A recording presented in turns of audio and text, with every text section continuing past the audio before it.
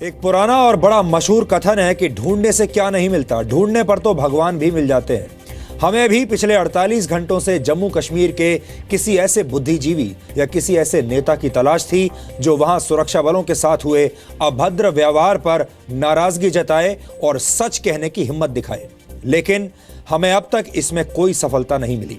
फिजूल की बातों पर असहनशीलता का एजेंडा चलाने वाले लोग अचानक गायब हो गए हैं और हमारे डिजाइनर नेता तन मन धन से पत्थरबाजों का बचाव कर रहे हैं। कल नेशनल कॉन्फ्रेंस के अध्यक्ष फारूक अब्दुल्ला ने भारी भरकम अंग्रेजी शब्दों का इस्तेमाल करते हुए पत्थरबाजों को भोला भाला साबित करने की कोशिश की और आज उनके सुपुत्र उमर अब्दुल्ला, जो कि पूर्व मुख्यमंत्री भी हैं जम्मू कश्मीर के, उन्होंने पत्थरबाजों के मसीहा बनकर सोशल मीडिया पर आज ट्रेंड करना शुरू कर दिया और इसके लिए उन्होंने एक वीडियो को हथियार के तौर पर इस्तेमाल किया है।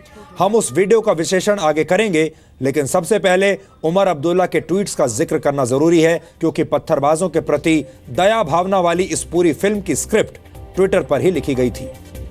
उमर अब्दुल्ला ने आज सुबह 10:20 पर एक ट्वीट किया। इस ट्वीट में उन्होंने 2 तस्वीरों की मदद से एक पत्थरबाज को सेना की जीप पर बांधकर ले जाते हुए दिखाया।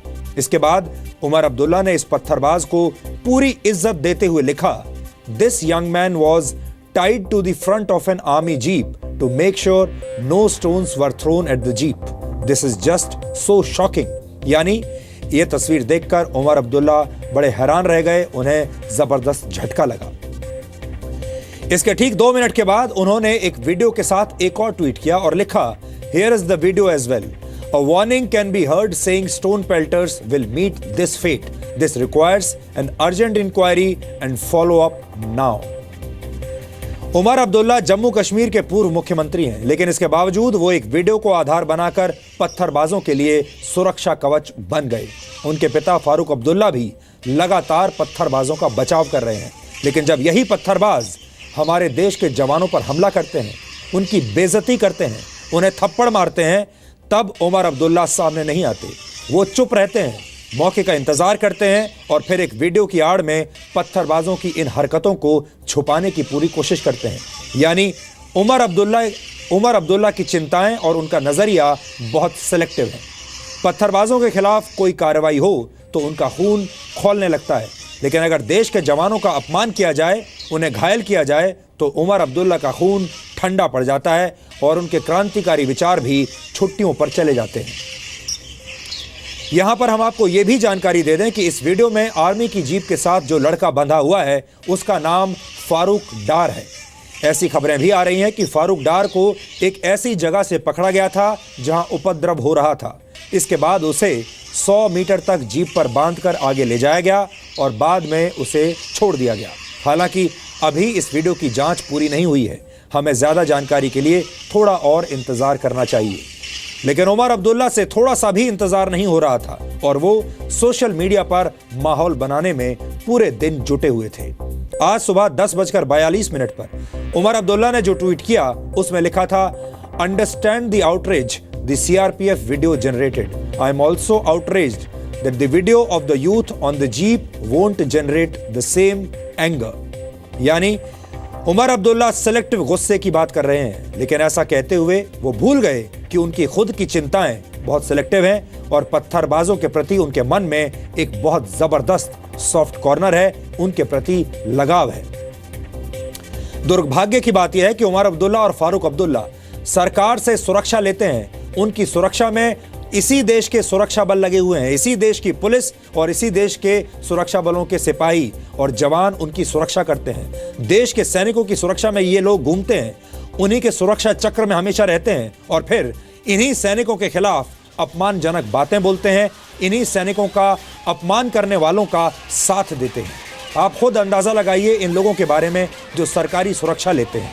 अगर इनके विचार CRPF के जवानों के बारे में ऐसे हैं, सेना के जवानों के बारे में ऐसे हैं, सुरक्षा बलों के बारे में ऐसे हैं, तो सबसे पहले फारूक अब्दुल्ला और उमर अब्दुल्ला जैसे लोगों को अपनी सुरक्षा वापस कर देनी चाहिए और फिर अपनी सुरक्षा के लिए आतंकवादियों की फौज रखनी चाहिए।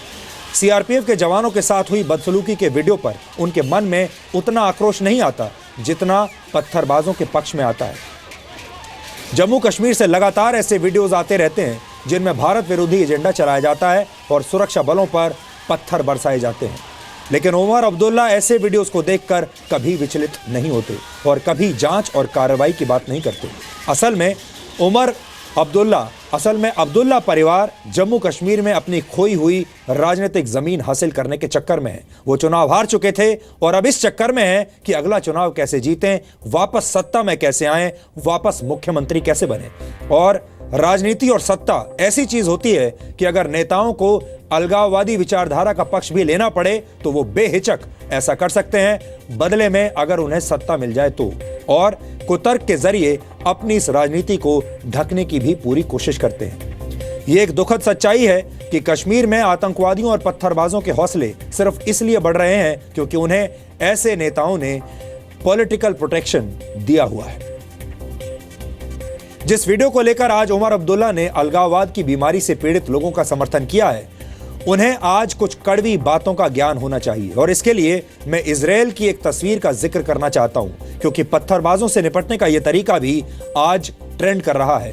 ऐसे पत्थरबाजों से कैसे निपटा जाए, क्या प्यार से निपटा जाए या सख्ती से निपटा जाए। ये वर्ष 2004 की तस्वीर है जब इजरायली डिफेंस फोर्सेज ने पैलेस्टाइन के एक 13 साल के बच्चे को सिर्फ इसलिए ह्यूमन शील्ड के तौर पर इस्तेमाल किया था क्योंकि वो इजराइल की बॉर्डर पुलिस पर पथराव कर रहा था। इजराइल एक ऐसा देश है जो पथराव करने वालों और आतंकवादियों के खिलाफ जीरो टॉलरेंस की नीति पर काम करता है। इजरायली डिफेंस फोर्सेज ने कई मौकों पर पथराव करने वालों को अपनी गाड़ी के सामने बांधकर पत्थरबाजों की फौज को रोकने का तरीका अपनाया है। इजराइल की डिफेंस फोर्सेज का पूरा फोकस दुश्मन को खत्म करने पर होता है। सवाल यह है कि क्या अब यही तरीका भारत को भी अपनाना चाहिए? क्या अब वक्त आ गया है जब भारत को भी पुलिसिंग मेथड्स को छोड़कर मिलिट्री मेथड्स के बारे में विचार करना चाहिए? क्योंकि अगर आतंकवादी पत्थरबाजों की फौज के पीछे छिपकर सुरक्षा बलों पर हमला कर सकते हैं तो फिर उन आतंकवादियों को बचाने वालों के खिलाफ नरम रवैया अपनाने की क्या जरूरत है? फिर वही आजादी हम अपनी सेना को क्यों नहीं दे सकते? सेना प्रमुख जनरल बिपिन रावत पहले ही ये बात कह चुके हैं कि आतंकवादियों का समर्थन करने वालों को उनका साथी ही समझा जाएगा और उनके साथ वही सलूक किया जाएगा जो एक आतंकवादी के साथ होता है। कश्मीर घाटी में मौजूद आतंकवादी और अलगाववादी दोनों वहां के युवाओं को अपनी सहूलियत के मुताबिक एक तरह से ह्यूमन शील्ड की तरह इस्तेमाल करते हैं। ऐसे में चुपचाप इसे सहते रहना अच्छी रणनीति नहीं है। भारत को इतना सहनशील भी नहीं होना चाहिए कि इसे कमजोरी कहा जाने लगे। आप वायरस और बैक्टीरिया के खिलाफ सहनशील होकर किसी बीमारी का कारगर इलाज नहीं कर सकते।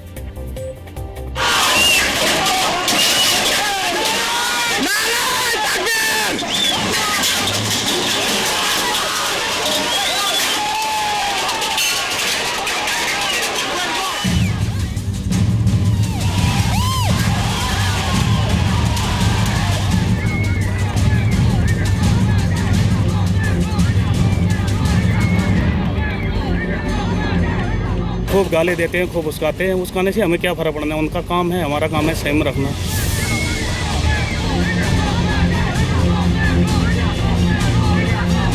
तो हम लोग ये सोचता हूँ कि क्यों ऐसे करते, हम इनकी रक्षा के लिए हम लोग बहुत दुख होता है। इन लोग जब पत्थर मारता है ना, बहुत दुख होता है हमको। सेना की गाड़ी पर पथराव, लेकिन चुप रहे उमर अब्दुल्ला।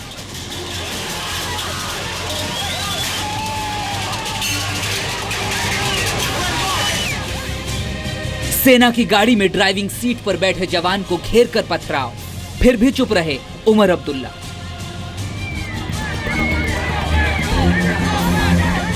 सीआरपीएफ के जवानों के साथ अभद्र व्यवहार, फिर भी चुप रहे Umar Abdullah. We have registered an FIR against those ruffians who heckled CRPF boys. 11 of them have been identified. 5 of them have been arrested. 3 are involved. 2 other being questioned. The main accused is absconding. We are after him. We'll bring all of them to justice. They will have to face the law. लेकिन video को आधार बनाकर पत्थरबाजों के प्रति प्रेम का प्रदर्शन करने के मामले में उमर अब्दुल्ला ने 1 सेकंड की भी देरी नहीं लगाई।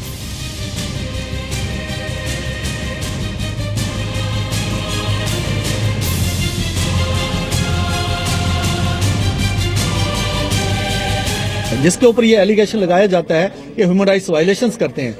जब उनको ऑर्डर नहीं है, उसके जवान के हाथ में बंदूक थी, वो कुछ भी कर सकता था, जिस प्रकार की उसकी बेइज्जती हुई, लेकिन उसने अपनी ड्यूटी को निभाते हुए, जैसे वो अपनी जान की कुर्बानी लगा रहे हैं, अपने जो है इसी तरीके से इस प्रकार का ये भी एक बहुत बड़ा ह्यूमिलेशन उसने फील किया है। लेकिन है कि उसने अपनी ड्यूटी निभाते हुए, जो ऑर्डर है, नहीं था ऑर्डर तो उसने कुछ नहीं किया। सवाल ये है कि वोट बैंक की राजनीति के नाम पर आखिर कब तक जम्मू कश्मीर के लोगों को ऐसे ही बेवकूफ बनाया जाएगा। और उससे भी बड़ी बात यह है कि घाटी के नेताओं को पत्थरबाजों की तकलीफ तो दिखाई देती है, लेकिन अपमान का कड़वा घूंट पीकर भी घाटी और वहां रहने वाले लोगों की सुरक्षा करने वाले सुरक्षा बलों की पीड़ा महसूस नहीं होती। बात चाहे फारूक अब्दुल्ला की हो या फिर उमर अब्दुल्ला की, घाटी का माहौल खराब करने के लिए जितनी जिम्मेदार इनकी सोच है, उतनी ही जिम्मेदार इस सोच को आगे बढ़ाने वाली देश विरोधी ताकतों की भी सोच है। पीडीपी पैसा दे रही है पथराव करने के लिए, ये 2010 का स्टेटमेंट है। और आज फारूक साहब कहते हैं कि आज जो है पीडीपी की सरकार पत्थरबाजों को, लड़कों को, जवानों को पैसा दे रही है पत्थर मारने के लिए। तो मेरा ये मानना है कि खुद कुछ दिन पहले फारूक साहब ने कहा ये सारे नेशनलिस्ट हैं, तो आज वो उन्हीं नेशनलिस्ट को कहते हैं कि पीडीपी जो है उनको पैसा देके पत्थर मरवा रही है। मुझे लगता है कहीं ना कहीं फारूक साहब कंफ्यूज थे। फारूक अब्दुल्ला साहब ने जब वो इलेक्शन लड़ रहे थे, उन्होंने पत्थरबाजों को मूवमेंट के साथ जोड़ा, उनको इंस्टिगेट किया, और आज जो हालात बने हैं उसके लिए बहुत बड़ा कंट्रीब्यूशन जो है फारूक अब्दुल्ला साहब और उनकी पार्टी नेशनल कॉन्फ्रेंस का है। क्योंकि यही लोग हैं जो जमहूरियत की बात तो करते हैं, लेकिन जमहूरियत को सफल होने के लिए जो है उसके कई प्रकार के अड़ंगे अड़ाते हैं। ये बड़ा भर्त्सना योग्य है, और खुद जो करना और उसके बाद सरकार के ऊपर जो है इल्जाम लगाना, ये जो है बहुत ही कहना चाहिए निंदनीय है। तो इसको कंडेम करना, इस पर रिएक्ट करना, इस पर नपुंसक बनकर ना बैठे रहना बहुत इम्पोर्टेंट है। किसी भी देश की अगर सिक्योरिटी फोर्सेस के साथ कोई भी इंसान इस तरह का व्यवहार करेगा तो गुस्से के अलावा बहुत कम भावनाएं आती हैं।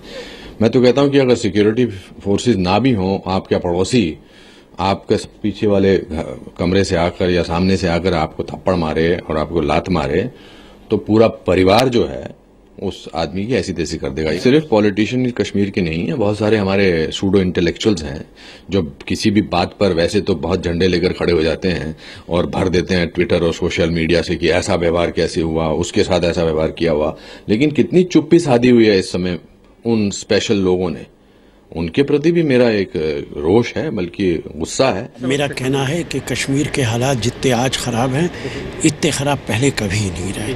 सरकार को विजडम से काम लेना चाहिए, गोली की बजाय लोगों से बातचीत करके इस मसले का हल निकाले। वहाँ के जो लोग ये आतंकी मामलात में शामिल हैं, उनसे बातचीत की जाए और बातचीत करके उनको मेन धारे के अंदर लाया जाए।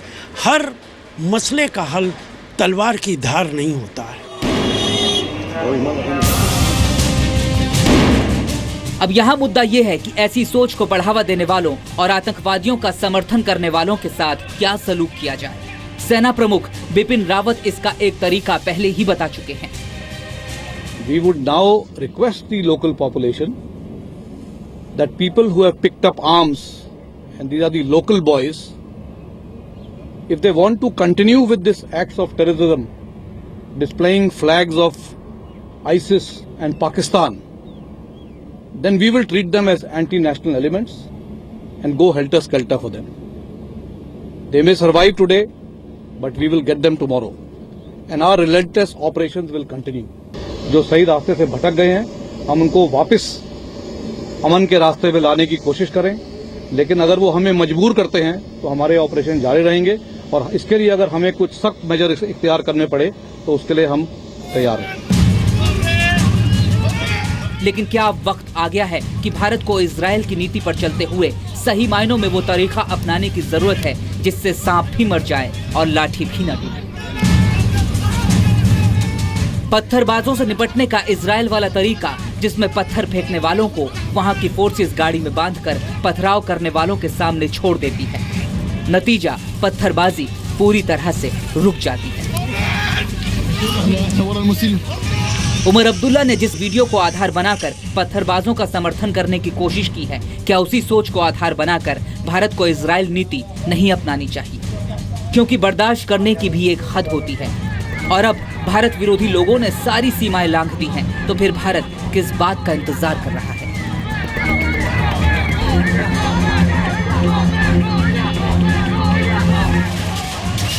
ब्यूरो रिपोर्ट, जी मीडिया।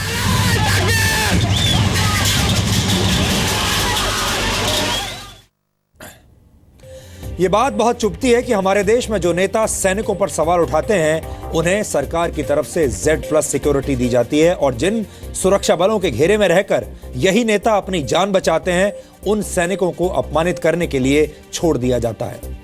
कुछ तस्वीरें आपको दिखाना चाहता हूं। इन तस्वीरों में आप देखेंगे फारूक अब्दुल्ला की ये तस्वीरें हैं। देखिए, उनके आसपास उन्हें Z+ सिक्योरिटी मिली हुई है, जिसमें NSG के कमांडोज उनकी सुरक्षा करते हैं। NSG के कमांडोज की सुरक्षा में उन्हीं सुरक्षा बलों की सुरक्षा के बीच रहकर फारूक अब्दुल्ला पत्थरबाजों के पक्ष में बयान देते हैं। जरा अंदाजा लगाइए इस बात का कि फारूक अब्दुल्ला सुरक्षा लेते हैं भारत सरकार से, सुरक्षा लेते हैं हमारे ही देश के सुरक्षा बलों से, हमारे ही देश के सैनिकों से। इस तस्वीर में भी अगर आप देखेंगे तो भारत के सैनिकों ने, भारत के जवानों ने एक सुरक्षा कवर प्रदान किया हुआ है फारूक अब्दुल्ला को, ताकि वो चैन से अपनी जिंदगी बिता सकें, ताकि सुरक्षित महसूस करें। लेकिन वो इसी सुरक्षा कवर के बीच में रहकर हमारे ही जवानों की आलोचना करते हैं और उन पत्थरबाजों के पक्ष में बयान देते हैं जो हमारे जवानों की बेइज्जती करते हैं।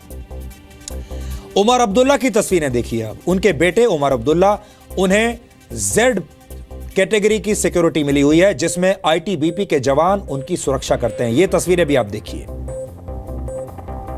यहां पर आपको उमर अब्दुल्ला सरकारी सुरक्षा के बीच नजर आ रहे हैं और जो जवान उनकी सिक्योरिटी में लगे हैं वो भी भारत के ही जवान हैं। और यही आज का सबसे बड़ा विरोधाभास है कि अगर इन लोगों को सुरक्षा बलों के जवानों से इतनी ही समस्या है, उनके काम करने के तरीके से इतनी ही समस्या है कि वो उनके काम करने के तरीके की खुलेआम आलोचना करते हैं, उनकी तस्वीरें ट्विटर पर डालते हैं, सोशल मीडिया पर डालते हैं और कहते हैं कि देश को इन तस्वीरों पर गुस्सा क्यों नहीं आता, तो फिर इन दोनों नेताओं को सबसे पहले अपनी सरकारी सुरक्षा छोड़ देनी चाहिए। हमारे जो जवान हैं जो इन्हें सुरक्षा देते हैं, उस सुरक्षा को इन्हें छोड़ देना चाहिए, त्याग देना चाहिए और आतंकवादियों की सुरक्षा में चले जाना चाहिए। इन्हें अलगाववादी और आतंकवादियों की एक टीम बनानी चाहिए और फिर उन्हें कहना चाहिए कि वो इन नेताओं को सुरक्षा प्रदान करें। आज सबसे बड़ी जो बात है जो देश के सामने आ रही है वो यही है कि ऐसे नेताओं को अब भारत सरकार से और भारतीय जवानों से सुरक्षा नहीं मिलनी चाहिए और ना ही इन्हें लेनी चाहिए। इन्हें अलगाववादियों से अपील करनी चाहिए कि वो अलगाववादी इनकी सुरक्षा का ठेका लें। दूसरी बड़ी बात यह है कि ये नेता आतंकवादियों का साथ देते हैं, अलगाववादियों का साथ देते हैं, पत्थरबाजों का साथ देते हैं, तो फिर इन्हें खतरा है किससे? इन्हें मारने वाला है कौन? किससे इन्हें डर लगता है? और ऐसे में इन्हें सुरक्षा की क्या आवश्यकता है? हमारे देश में अगर कोई बाल ठाकरे के खिलाफ सोशल मीडिया पर कुछ पोस्ट लिख दे तो उसके खिलाफ केस दर्ज हो जाता है, पुलिस उठाकर ले जाती है। ममता बनर्जी के खिलाफ कोई सोशल मीडिया पर पोस्ट कर दे कुछ, उसके खिलाफ, ममता बनर्जी के खिलाफ कोई कार्टून पोस्ट कर दें तो पुलिस आकर अरेस्ट कर लेती है, उन पर मुकदमे चलाए जाते हैं। आपने कई बार यह भी देखा होगा बहुत सारे लोगों के ऊपर देशद्रोह तक के मुकदमे चलाए गए हैं।